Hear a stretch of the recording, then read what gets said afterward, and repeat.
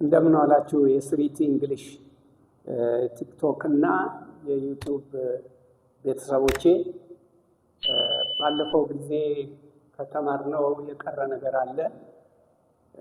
የእጅ ጽሁፋቸው በጣም እንዲያምር የግድ ስክሪፕት ፎርም እና ከርሲቭ ስለተማሩ ያችን ለኩዊክ ብራውን ፎክስ የምትለዋን ነገር በስክሪፕት እና በከርሲቭ ፎርም ጽፈን እሱን እንጨርሳለን። ከዛ በኋላ ወደ ድምፅ ነው የምንሄደው። ወደ እንግሊዘኛ ቋንቋዎች ማነው ሌተሮችን ድምፅ ነው የምንሄደው። ስለዚህ በጥንቃቄ እኛ አሁን በስክሪፕት ፎርም እንዴት ከኤ እስከ ዜድ ያሉ ፊደሎችን እንዴት ልጆቹ ተደንቀው እንዲያዩ ይፈለጋልና ተከታተሉኝ። አሁን በስክሪፕት ፎርም በስሞል ሌተር ነው የምንጽፈው ዘ ኩዊክ ብራውን ፎክስ የሚለው ማለት ነው።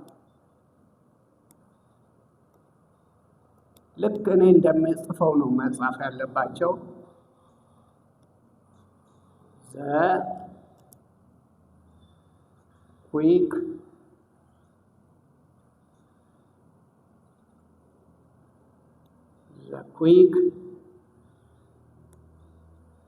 ልክ እነዚህ እኩል መሆን አለባቸው። ዘ ኩዊክ ብራውን በላዩ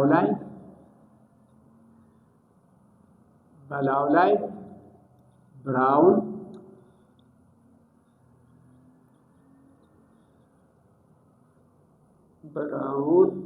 ፎክስ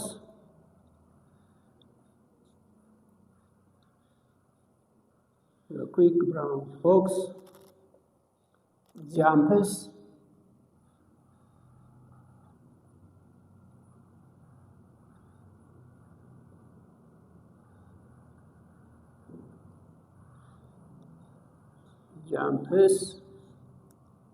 over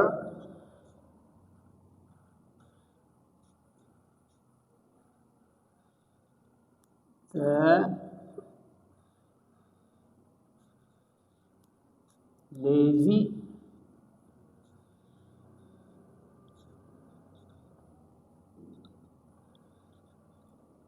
dog.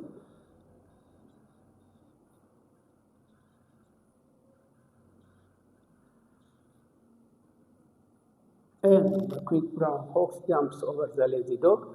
አሁን ከነዚህ ውስጥ ይህን ካስተማርናቸው በኋላ ከኤ እስከ ዜድ ድረስ አሉ ብለን ከዚህ ውስጥ ማሳየት እንችላለን።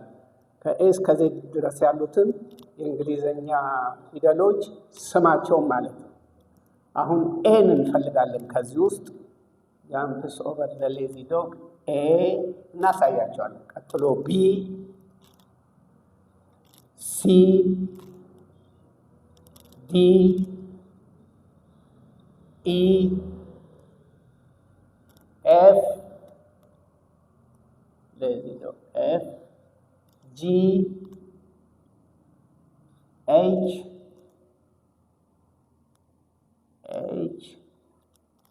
I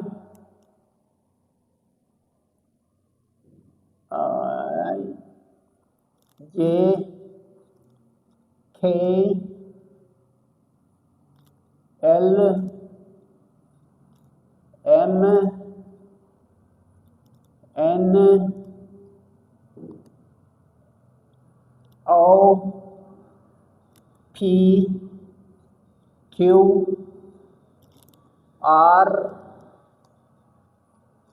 S T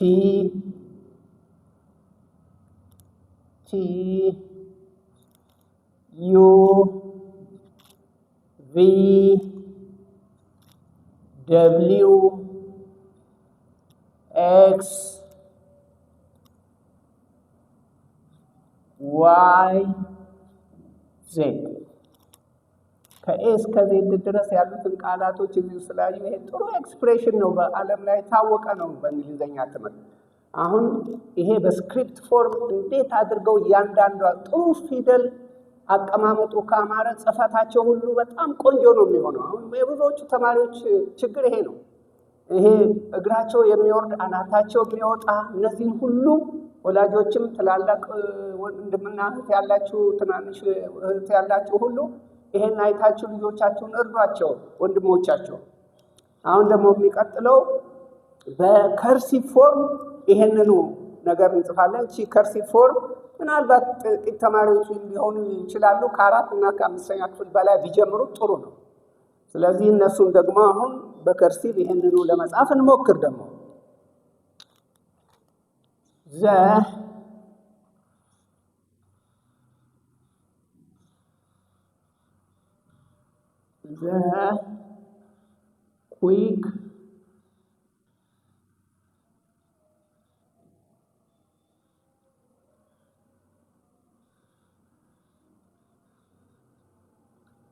the quick brown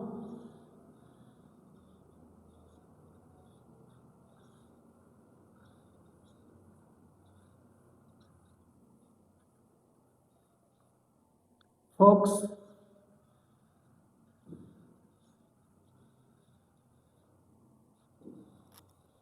jumps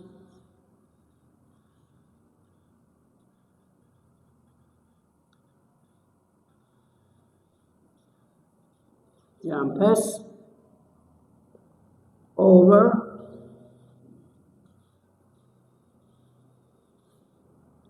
the lazy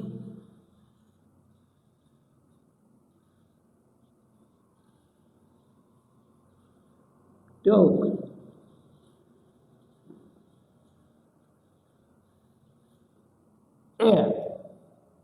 እጄን ነሳውት በቃ እቺን ዶት ለማድረግና ደግሞ አንድ ቲክ ለማድረግ ነውና ቅጥልጥል ዝም ብላ ስናቸው ብንቆርጣቸው ሁሉም እንደዚህ አላቸው ማለት ነው።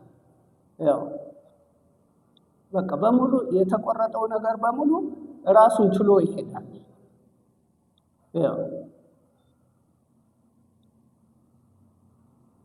ያው ራሱ ሲቆረጥ ራሱን ችሎ ነው የሚሄደው። ለዚህ ነው ቅርጻቸው አንድ ጊዜ ከጀመርን እንደዛው እየቀጠልን ነው የምንሄደው። በጣም ጥሩ ቆንጆ ጽሁፍ ነው ይሄ። በቃ ቢለምዱልን ትንሽ ተማሪዎች እንኳን ብናገኝ በጣም ደስ ይለናል።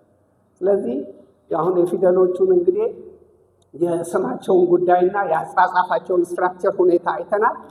በተደጋጋሚ ተማሪዎች ይሄንን ነገር ቢሰለጥኑ እጅ ጽሁፋቸው በጣም ቆንጆ ነው የሚሆነው። ከአንድ ሳምንት የበለጠ በ3 በወረቀት ላይ እንደዚህ ቢለማመዱ ጽፈታቸው ቆንጆ ይሆናል። እስካሁን ተማሪዎቻችን ጽሁፍ በጣም እጅ ጽሁፋቸው በጣም የተበላሸ እና በእንደዚህ አይነት ልጆቻችን ማስተማር እንችላለን። አሁን እንግዲህ በሚቀጥለው ደግሞ ወደ የእንግሊዘኛ ፊደሎች ድምፅ ነው የምንሄደው። ይሄ ዋናው ትምህርት እንግዲህ የሚቀጥለው ከአሁን ያለው ትምህርት ነው። እናመሰግናለን ለጊዜው እንግዲህ